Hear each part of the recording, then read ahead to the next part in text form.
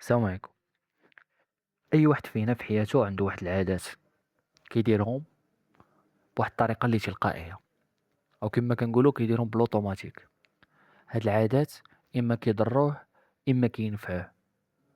بحال مثلا واحد كياكل بزاف وموالف انه كياكل بزاف وكياكل ماكلة الزنقه بزاف، فهنا هاد العاده كتضرو وكتخليه يتصاب بسمنه او يتصاب بزاف ديال الامراض. كاين العكس، واحد من العادات ديالو هو انه كيمارس رياضه او كيعتني بالماكله الصحيه. فشنو الفرق بين هذا وهذا؟ الفرق بكل بساطة أن هذا دار واحد العادات صحية وبها كانوا النتائج على صحته مزيانين، والأول دار عادة سيئة وكانوا نتائج صحية عليه وعلى صحته. اليوم غندويو على كيفاش أننا نبنيو عادات صحية وكيفاش أننا نتخلصوا من العادات السيئة. والكتاب ديال اليوم اللي معنا واللي غناخدو منه المعلومات هو الكتاب ديال العادات الذرية أو Atomic Habits، واحد من الكتب المهمة جدا في هذا المجال هذا، واللي دوا بواحد الطريقة اللي مفصلة على تكوين العادات. وباش ما نبقاوش غير نهضروا، من بعد ما أسسنا للتغيير لابد ندوزو للعمل ونعرفوا حنا في حياتنا شنو هما الأمور او لا كيفاش حنا كنتعاملوا في الحياة ديالنا. الا عرفنا اننا كنتعاملوا في عادات، فكيفاش اننا نكتسبوا واحد العادات اللي تخلينا نزيدوا لقدام، وكيفاش اننا نحبسوا العادات اللي كتخلينا نرجعوا للور.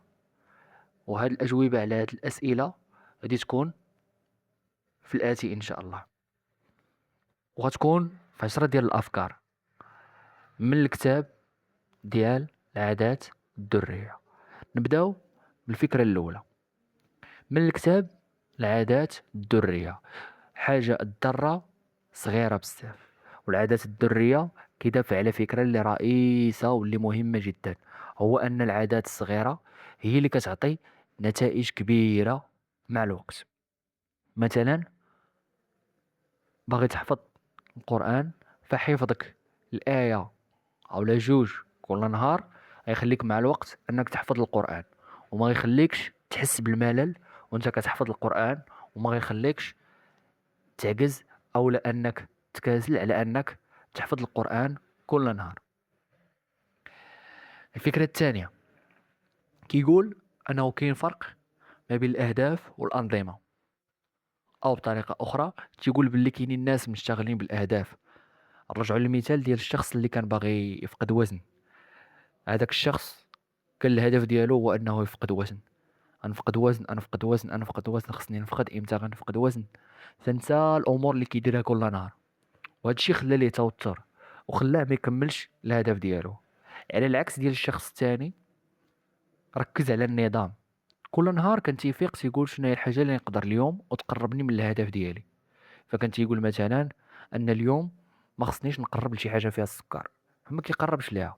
انا اليوم خصني نتحرك على الاقل نص ساعه، فكيتحرك. انا اليوم خصني نمارس واحد التمارين رياضيه، فكيمارس التمارين الرياضيه. لاحظوا الاول كان كيركز فقط على النتيجه ومع الوقت رجع كما كان او اكفس، والثاني ركز على النظام اللي غيوصلوا للنتيجه او لا الطريقه اللي غتوصلوا للنتيجه. وهذه هي الفكره الثانيه ديال ان الواحد في اي هدف او اي عاده بغى يبني ما يركزش على النتيجه، ولكن يركز على الطريق اللي غتوصلوا للنتيجه. كما تيقول لك استمتع بالطريق او استمتع بالرحله. الفكره الثالثه الفكره الثالثه هو ان الكاتب تيقول باللي النتائج كتجينا بعمليات، وهاد العمليات كتنطلق من هوية. بطريقة أخرى الأمور اللي كاينة عندك في حياتك انطلقت من واحد الأفعال كديرهم، وهاد الأفعال هادو تيقولوا باللي راه عندك واحد الهوية، اللي شافهم غيقول عندك واحد الهوية. فأنت مثلا فين ما يدير معك شي واحد كتعطل، إذا عندك عادة تأخر، إذا أي واحد غيعرف باللي من الهوية ديالك أنك واحد ما منظمش. أو لا مثلا ملي كتفيق ما كطويش مثلا فراشك، يعرف الواحد أنك من الهوية ديالك أنك ما منظمش. الأهمية ديال هاد الفكرة هادي هي أننا كنحاولوا بلاصة ما نكتسبوا عادة ولكن غير كنبانو نكتسبوا عادة ولكن من الداخل ومن برا. مثلا بلاصة ما تقول او بلاصة ما تقول بغيت نقرا، قول انا شخص كيقرا. راه فرق ما بين الجملة الاولى والجملة الثانية.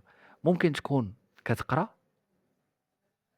او بغيتي تقرا ولكن ما عمرك تكون شخص كيقرا.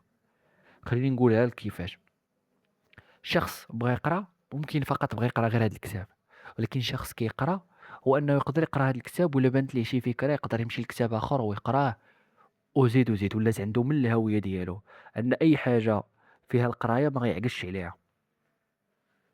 الفكره الرابعه، كيقول الكاتب ان العادات كتبنى على اربعه ديال الركائز. الركيزه الاولى ان اي عاده باش انك تمتلكها خص تكون واضحه. مثال، باغي تحفظ القران، حط المصحف في المكتب اللي كتجلس فيه او في البلاصه اللي قريبه عليك. الحاجه الثانيه اللي خص تكون في هذه العاده انها تكون جذابه. مثلا اربط القراءه ديال القران او حفظ القران بواحد الحاجه اللي عزيزه عليك. مثلا عزيز عليك تشرب قهوه، قول كل مره غنشرب قهوه غادي نقرا القران موراها. فهنا ربطتي حاجه زوينه بالقران، الحاجه اللي غتخليك وانت كتقرا القران غتستمتع اكثر. او ربطها بواحد المكان اللي مريح بالنسبه لك. مثلا انت موالف كطلع للسطح وكتطل وكتجلس وكتامل، هذيك بلاصه مريحه ليك، واحد البلاصه اللي كتحس فيها بالراحه، فتما يمكن لك تقرا القران. او عاده مثلا انك تخلص من الماكله السيئه، فكتربط العاده كيف كنقولوا بواحد الحاجه اللي جذابه. انت عزيز عليك مثلا انك ترتب الماكله او لا تزوقها. ملي غتقاد ماكله صحيه زوقها بواحد الطريقه اللي غتخليك تستمتع وانت كتاكل الماكله الصحيه وما تخليهاش غير هكاك وصافي. الحاجه الثالثه، من بعد ما قلنا ان العاده خصها تكون واضحه جذابه، دابا كنقولوا ثالثا تكون سهله. الكاتب كيقول لك ان شحال ما سهلتيها كتسهل عليك. بلاص ما تقول انني خصني نحفظ صفحه من القران قول خصني نحفظ غير 3 الايات. بلاص ما تقول خصني نجري 2 ساعات قول غنجري غير 10 دقائق. بلاص ما تقول غادي نقص الماكله الخايبه كامله قول فقط الغدا غادي يكون عندي نقي. ومع الوقت الفطور حتى هو نحيد منه السكريات، ومع الوقت العشاء حتى هو غنحيد منه السكريات. فهنا كتمشي بالتدرج. الحاجه اللي كتخلي هاد العاده كتولي اسلوب حياه، ماشي فقط واحد المده وكترجع للعكس عاوتاني. الحاجه الرابعه، كيقول ان هاد العاده هذه باش تستمر فيها خصها تكون مرضيه. كيفاش؟ الادمغه ديالنا متعود على واحد الحاجه اللي سميتها المكافاه. الحاجه الزوينه ما كتعطيناش المكافاه في نفس الوقت كيف ما كتعطينا الحاجه الخايبه. واحد مثلا بلي بحاجه خايبه، بلي مثلا مكارو، فكاين في كل مره كيشعل كارو كتجيه مكافاه.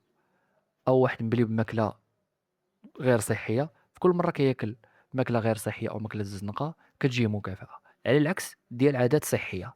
فهنا خصو يربط هاد العاده بواحد المكافاه اللي تخلي الدماغ ديالو بدا يستمتع. وهنا الكاتب تيقول انه ضروري الواحد يدير واحد الجدول. هذا الجدول كيكتب فيه العادات اللي بغا يدير. مثلا كنكتب حفظ القرآن، وحدها كندير الايام مثلا الاثنين الثلاثاء الاربعاء الخميس الجمعة السبت، او الايام ديال الشهر. مثلا نهار واحد نهار جوج نهار ثلاثة نهار ربعة نهار خمسة.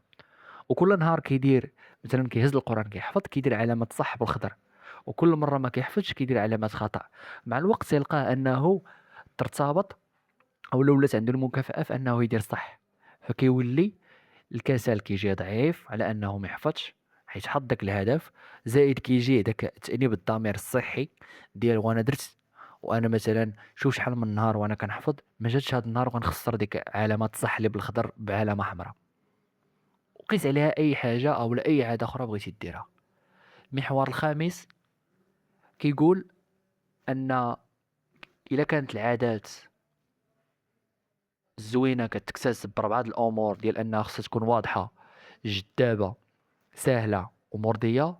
العكس دابا تيقول باللي أن العادات السيئة خصها تكون ما واضحاش، خصها تكون ما جذاباش، خصها تكون صعيبة، خصها تكون غير مرضية. مثلا بغيتي تنقص من التليفون ديالك، بعدو من الغرفة اللي فيها انت، وقيس على هذه أي حاجة بغيتي أخرى. الفكرة السادسة تيقول أن البيئة ديالتك قوية من الإرادة. البيئة اللي انت دايرها لحياتك أو دايرها لهاد العادة قوية من الإرادة ديالك. وكيقول أنك ما كتحتاجش واحد الإرادة قوية، ولكن كتحتاج أحسن بيئة تقدر تحصل عليها. مثلا انت مبلي بالماكلة ديال الزنقة أو مبلي بالحلاوة، فإلا كان البلاصة اللي كتجلس فيها بزاف كاينة الحلاوة حداك، كون أكيد أن الحاجة اللي قدام عينيك غتمد ليها يديك. على العكس، أن البلاصة اللي كتجلس فيها بزاف كاين قدامك مثلا كتاب أو كاين قدامك واحد الحاجة اللي غتفيدك، فمع الوقت عينيك كتشوفها كتشوفها كتشوفها غتمد ليها يديك.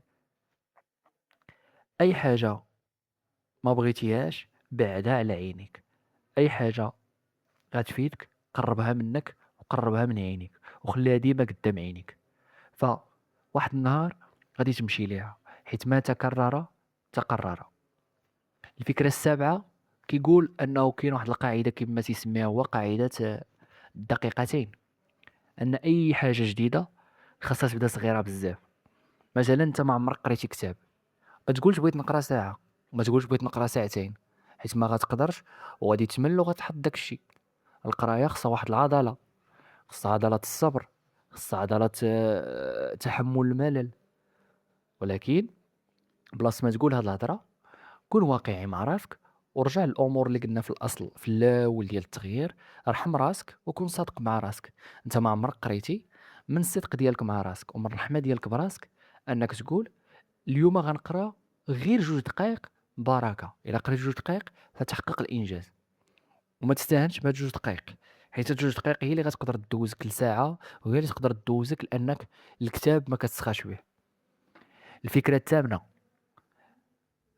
كيقول فيها ان العادات تتركب، او لا، العادات جديده الا بغيتيها تقوى ربطها بعادات قديمه. مثلا انت بغيت تحفظ القران، كل صلاه قول كي نسالي كل صلاه غادي نحفظ دوك 3 الآيات القرآن ولا داك القدر القليل من القرآن ديالي. فهنا من بعد كل صلاة كتجي واحد العادة، فكيولي عندك الأوتوماتيك هو أنك من بعد ما كتصلي كتهز القرآن بلا ما تحس. أولا كتقول مثلا أنه من بعد كل صلاة غندير واحد الذكر، أولا من بعد كل صلاة غادي نجي من بعد مثلا كل صلاة مثلا ديال العصر غادي نجي غناخد الكارطابل ديالي غنمشي لاصال نتريني على راسي. انت ربطتي واحد العادة جديدة بواحد الحاجة اللي ثابتة في حياتك. قيس عليها أي حاجة، وكيف تيقولوا أي حاجة كانت مرسخة وزدتي لها حاجة جديدة فكتزيد ترسخ أكثر وأكثر، سواء في السلوك ديالك أو في الدماغ ديالك. الفكرة التاسعة كيقول أنه كيف ما قلنا في الأول تكون مرضية. تيقول لابد هاد العادات ديالك ما تخليهمش فقط هكا، لابد أنك تشوف داك التغير ديالك على الورقة. كيف قلنا لابد لك من التتبع والاستمرار. الكاتب كيشجع بزاف على انك تتبع العادات ديالك. مثلا كدير 3 العادات بغيتيهم في 3 شهور، ما تكثرش عليك بزاف، حيت كيف كنقولوا في الاول كما قالك العادات الدريه فما تكثرش عليك بزاف. خذ 3 العادات بغيتي ديرهم في 3 شهور وتمكن منهم في 3 شهور، وكدير الايام. كل نهار درتي فيه ديك العاده كدير علامات صح بالاخضر، وكل مره ما درتيهاش علامات خطا بالاحمر. مع الوقت كيف قلنا كيجيك صعيب انك تعجز. تاني حاجه كتولي تشوف التغير قدام عينيك، كتشوف راسك انك اللي قدرتي تلتزم 10 ايام، واللي قدر يلتزم 10 ايام شكون اللي غيمنعو انه ما يلتزمش 11 يوم، شكون اللي غيمنعو انه ما يلتزمش 20 يوم، الى اخره. ملي كنقولوا 3 العادات فيمكن يكونوا عادات اللي غتكتسبهم، ويقدر يكونوا عادات اللي غتخلص منهم. بحال مثلا واحد كيكمي الكارو يقدر يدير عدم التدخين، ويقول هاد النهار ما كميتش علامة صح، غد ليه ما كميتش علامة صح، ويجر عليها. وفي كل مرة غادي تجيه النفس ديالو انها تبغيه يكمي، يشوف انا شحال من نهار ما كميتش، هاد الايامات اللي ما كميتش شكون اللي غيمنع من انني ما نزيدش هاد النهار. وبلاص ما يأجل انه حتى الغدا عاوتاني ونكمل المسار الصحيح، لا يأجل حتى الغدا و ونكمي، ومنين يجي الغد ليه حتى الغدا ونكمي. التأجيل في الحوايج اللي كيضروا خير من التأجيل في الحوايج اللي كينفعوا. الفكرة العاشرة والأخيرة هو أنه كيقول أن النتائج كتجي متأخرة. مثال، آه، كما تيقولوا إنما السيل اجتماع النقط. كلنا شفنا واحد شويه ديال الشتا، نقطة نقطة نقطة نقطة خلات الوادي يسيل أو الوادي يفيض. إلا قلنا لشي واحد بلي راه النقط غيخليو الوادي يسيل ما يقدرش يتيق، ولكن فعلا أن دوك النقط غادي يجتمعوا لينا وغادي يعطيونا واحد الكم كبير. انت دوك 3 ديال 2 دقايق اللي كنتي كتقرا من كل كتاب في العام راه عطاوك 10 ديال الكتوبة قريتيهم، وبزاف ديال المعلومات استفدتيهم. 3 الآيات اللي كنتي كتحفظ مع الوقت راك وليتي حافظ 30 حزب، من بعد ما كنتي كتقرا وكتقطع كتقرا وكتقطع، وما وليتيش غير فقط كتقرا كتحفظ القرآن، وإنما وليتي كتعلم كيفاش تجود القرآن أو كيفاش تعلم القواعد التجويدية. لاحظ العادات بداو عندك كيتركبوا بعادات اللي صغار. وقيس على هذه أي حاجة، ما تزربش، وخليك ديما مركز على شنو خصني ندير اليوم باش نوصل للهدف ديالي، ماشي امتى غنوصل للهدف ديالي. كان هذا تلخيص أبرز 10 أفكار في كتاب العادات الذرية بصوتي، باش أننا نتعاملوا مع العادات ديالنا بواحد الطريقة اللي مزيانة، وباش أننا نغيروا حياتنا للأفضل.